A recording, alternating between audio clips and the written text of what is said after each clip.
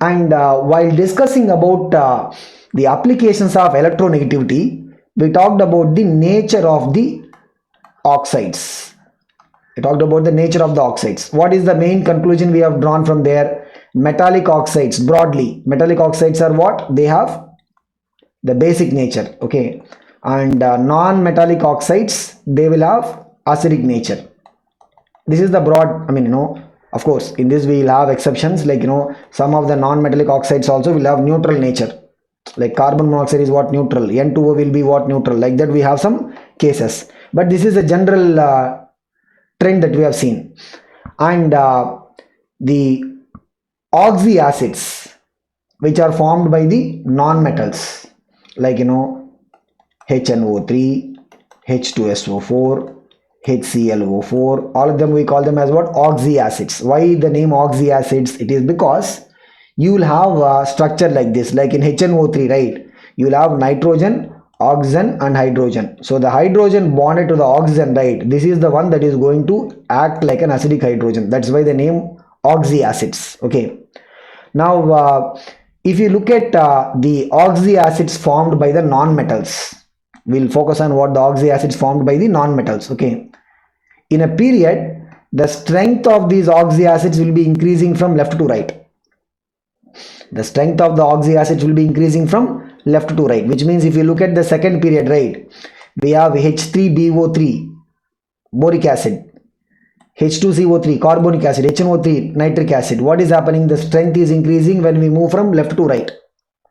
What is the reason for this? In fact, we talked about it when we have covered the applications of the electronegativity. So the acidic strength will be more when the corresponding oxide is more acidic. Simple. So the oxoacid strength will be more when the oxide is more acidic. When we move from left to right, what happens? The oxides are going to become more acidic, right? The corresponding oxoacids also will be having what? More acidic nature. Similarly, in the third period, if you look at it, we have H2SiO3, H3PO4, H2SO4 and HClO4. As we move from left to right, the strength of the oxides become more acidic. Hence, the corresponding oxoacids also will be what? They will be more stronger acids. If you look at in a group, right, if you compare the strength of the oxoacids, as we move down the group, like say for example, we'll talk about the 5A group. What are these oxoacids? HNO3, H3PO4, H3ASO4, like that. The strength of the oxoacids is decreasing. Why? Because if you look at any group, right, as you go down the group, the oxides will be what? Oxides become less acidic. In a group, the oxides will, when you go down a group, what happens? The oxides are going to become what? Less acidic. Means the corresponding oxoacids also will have less acidic strength. Same is the story with 7A group. In 7A group, what we have? HClO4, perchloric acid, HBrO4, HiO4. When you compare, right, as you go down the group, the oxides will become less acidic. Means what? The corresponding oxoacids also strength will be getting reduced. So this is about the nature of oxyacids, or we can say oxoacids also, because in some textbooks you will see OXO, oxoacids. Okay, don't think that that is different one. Both are same thing. Why the name oxyacids or oxoacids has come? Because if you look at these acids, right, any of them you see, like even HClO4, right, the hydrogen will be the one that is bonded to oxygen, and this hydrogen is the one that is going to come as H+. That is why these acids are called as what? Oxyacids. Okay. Now the same element, like say for example chlorine can form multiple oxyacids. It can form HOCl, it can form HClO2, it can form HClO3, it can form HClO4. Now when it is forming multiple oxyacids, like nitrogen can form HNO2, nitrous acid, and then HNO3, nitric acid. Sulfur can form what? H2SO3, sulfurous acid, and H2SO4, sulfuric acid. Now how do we compare the strength between them? So when you want to compare the strength of oxyacids formed by the same element, so when a same element is forming multiple oxyacids, right, the strength of the oxyacids can be predicted. This is a crude rule, just make a note of it. How do we predict the strength of the oxyacids? based upon what we call as oxygen content. This is a very crude method of remembering it. What is it? If you look at the formulas, right, the formulas all the while will look similar except for the oxygen part. You can see what is it: HOCl 1 oxygen, HClO2 2 oxygens, HClO3 3 oxygens, HClO4 4 oxygens, HNO2 2 oxygens, HNO3 3 oxygens. The difference will be only coming in terms of the oxygens. H2SO3 3 oxygens, H2SO4 4 oxygens, like that. So what we will do is we will have to look at the oxygen content. This is a crude method of looking at which will be more acidic. The rule is what? Higher the oxygen content, higher will be the strength of that particular. We can see here HOCl is what? 1 oxygen. HOCl2, okay, HClO2 is what? 2 oxygens. HClO3 is what? 3 oxygens. HClO4 is 4 oxygens. As the oxygen content is increasing, the strength of the acid also will be increasing. This is one crude method. Here also you can see HNO2 and HNO3, which has more oxygen content. HNO3 is having more oxygen content, that's why it will have more acidic. H2SO3 and H2SO4, which will have more oxygen content. H2SO4 will have more oxygen content. So this is one way of looking at it. The other way, which is more logical and even scientific, is the oxidation number method. So for this, right, we should know first of all what is oxidation number. Maybe you can just make a note of it. This particular segment, right, you can come back and refer to it once the redox reaction chapter or topic is completed. So once the redox is completed, right, you can just come back and take a look at it. Okay. So what is this oxidation number? We will be able to find out something similar to the valency. In a given compound or molecule, right, we can find out a number for every element which will be similar to the valency. Here we are not going to discuss about how do we get the oxidation number, all these. There will be some rules. Using those rules we have to find the oxidation number. They will be simple only, okay, but we are not going to do that exercise. But once we are able to know how to find the oxidation number, here I have just given these numbers also. You can see chlorine, what is the oxidation number in this? +1, here +3, here is what? +5, here +7. As the oxidation number is increasing, what do we see? As the oxidation number is increasing, right, higher will be the acidic strength. More the oxidation number of that particular element. Here what is the element we are focusing on? Chlorine. In this case, nitrous and nitric, check it. Nitrogen here is +3, nitrogen here is +5. Where the oxidation number of nitrogen is more? HNO3 it is more. Means what? HNO3 will be a stronger acid. Sulfurous acid, what is the sulfur oxidation number? +4. What is the sulfur oxidation number in H2SO4? +6. So which will be a stronger one? Sulfuric will be a stronger one. But we are not going to discuss on how we will get the oxidation number here, because that is a different exercise altogether. Okay, but when we complete the redox reaction, you can come back and again check the comparison of the oxy acid strength when same element is able to form multiple types of oxy acids. But this method, right, is not like universally true. We have some exceptions in this also. Like if you look at H3PO2, H3PO3 and H3PO4. Look at the crude method. Here 2 oxygens, here 3 oxygens, here 4 oxygens. What do we predict? As the oxygen content is increasing, the acidic strength must increase. That is the rule. If you go by the oxidation number also, right, here phosphorus is +1, here it is +3, here it is +5. We expect what? The strength of the acid will increase. But practically, what is observed? This is incorrect. Practically what is observed is H3PO3 will be a stronger acid than H3PO2 than H3PO4. What is the order that is practically observed? H3PO3 will be a stronger acid than H3PO2 than H3PO4. Now we will discuss about what is the reason for this when we go to the P block. Okay, you can just make a note of it, because some of the things, right, the reasoning will be little bit more detailed. We will have to go and look at the structures of these acids and so on. Okay, that we will be able to do only when we come to the P block. But the point we need to understand is, while we have mentioned a rule, It's valid for the oxyacids of chlorine, sulfur, nitrogen, but is it like it is true everywhere? No, we have some exceptions also in this. Okay, so this is how we are going to compare the strength of oxyacids formed by the same element. Now talking about the hydrides. Hydrides are what? The compounds of an element with hydrogen. So if you look at particularly the P block. So in the P block, right, if you talk about the hydrides, we have in the 15th group, we have ammonia. Same, below that we have phosphorus, PH3, phosphine. Okay, it's a poisonous gas. Then we have H2O. Then we have H2S, same group, 16th. Okay, HF, 17th group, HCl. Now, the nature of hydrides changes from basic to acidic in a period from left to right.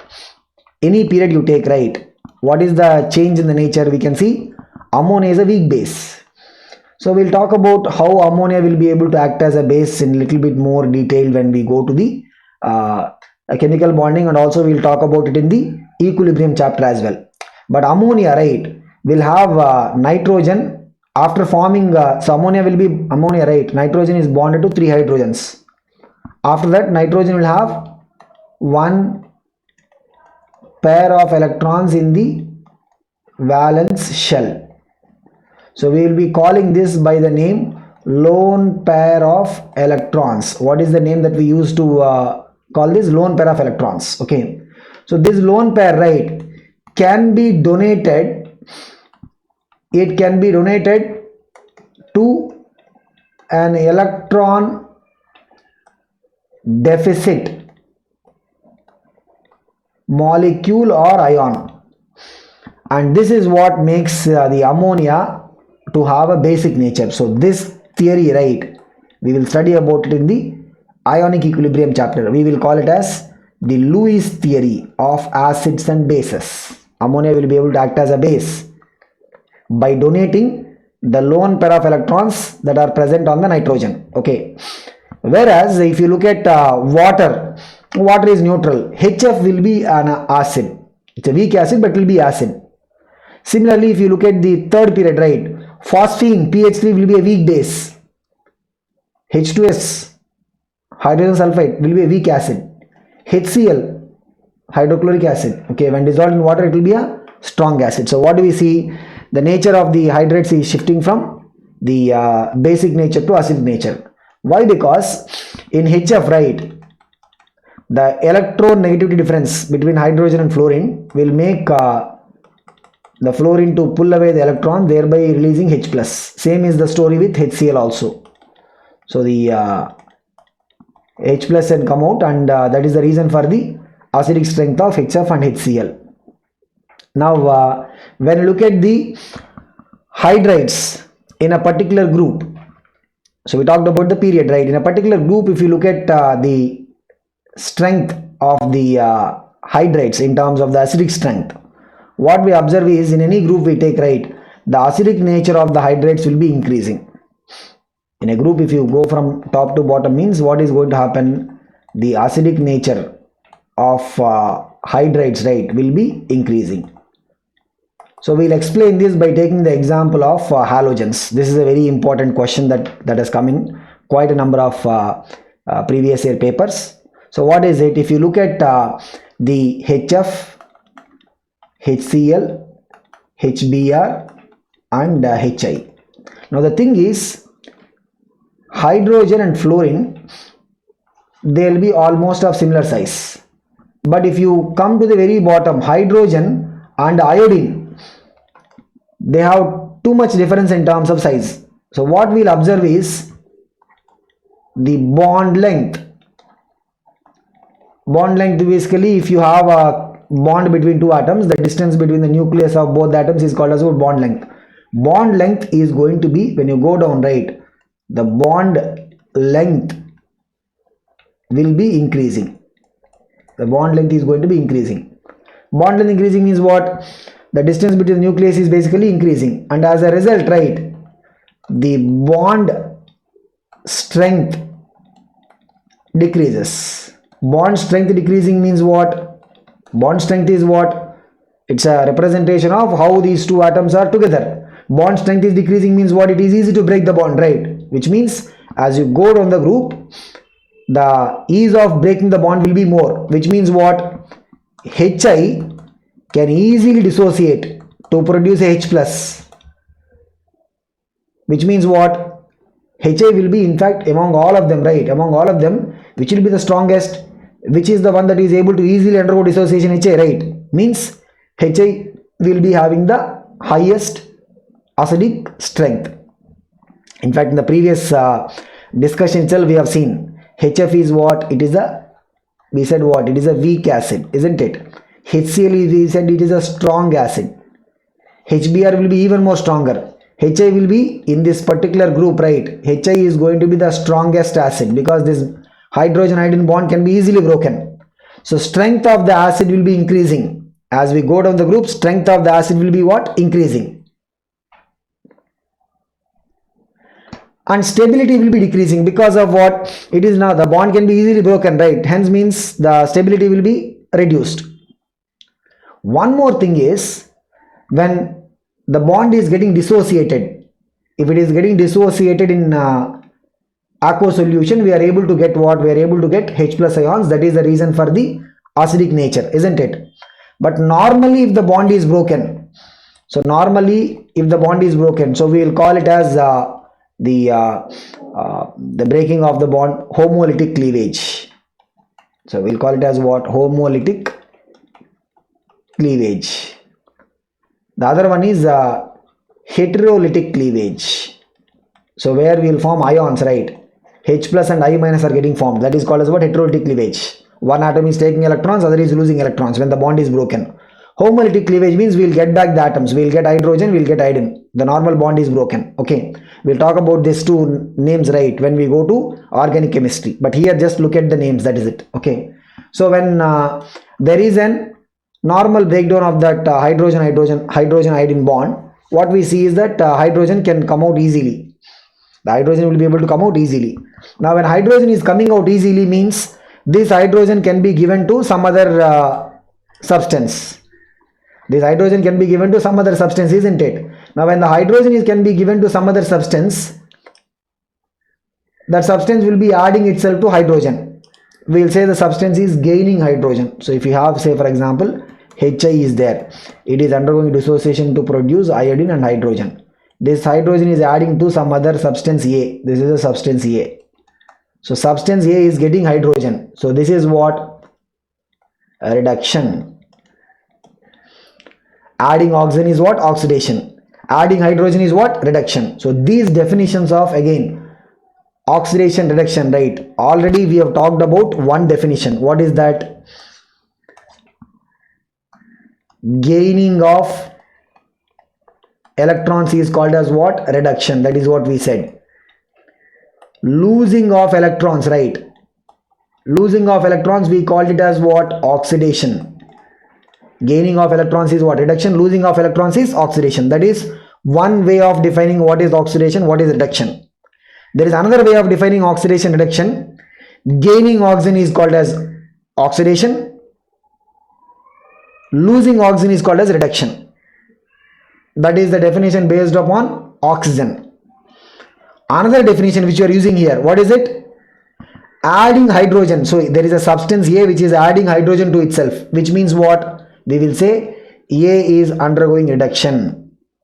Now since Hi is able to easily give the hydrogen, right? We say that Hi is able to reduce this substance A. So we will say what? It is having a reducing nature.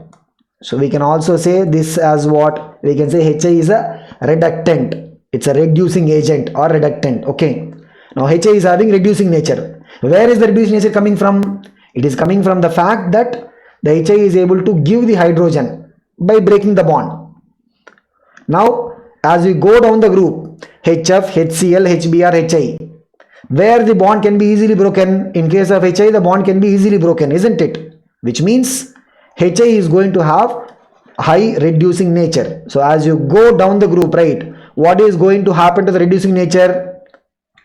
HF will have a lesser reducing nature than HCl, than HBr, than HI. Which has the highest reducing nature? HI will have the highest reducing nature. So acidic strength increases. Acidic strength is based upon what? How we can break the bond in solution. The bond can be easily broken. As we go down the group, bond length is increasing between the hydrogen and the halogen atom, and means what? The bond can be easily broken. The bond strength is decreasing. And if it is getting dissociated easily in solution, means that talks about the acidic strength. If it is getting dissociated in a homolytic cleavage, right, we can get hydrogen easily. Hydrogen, when is added to other substance, means the other substance is getting reduced. So all of them, HF, HCl, HBr, HI, we will say they all have reducing nature. What about the reducing nature trend? As you go down the group, reducing nature is going to be increasing. So this is about the nature of the hydrides when we move in a period and when we move in a group. But here, what we need to keep in mind is we have focused on what? The hydrides of the P block elements, because the behavior of the hydrides of metals will be totally different. The behavior of the hydrides of the metal will be what? It will be totally different. Okay, we will be able to study more about the hydrides in hydrogen chapter. See, it is not like we are studying one topic at a time and then we are going to just leave it here. Everything is interconnected, and when you look at it like that only, you will be able to easily grasp things and be able to apply the the concepts. So you'll have to keep on relating. Like about hydrides, right, we'll discuss in hydrogen chapter. So we'll talk about the metallic hydrides, we'll talk about the hydrides with non-metals. So we'll discuss about the hydrides and their properties, etc., etc. Okay, so this is about the nature of the hydrides and how the properties will change when we move across a period and when we move down the group. So this is about the other properties that we wanted to cover, and we'll see in the next part video.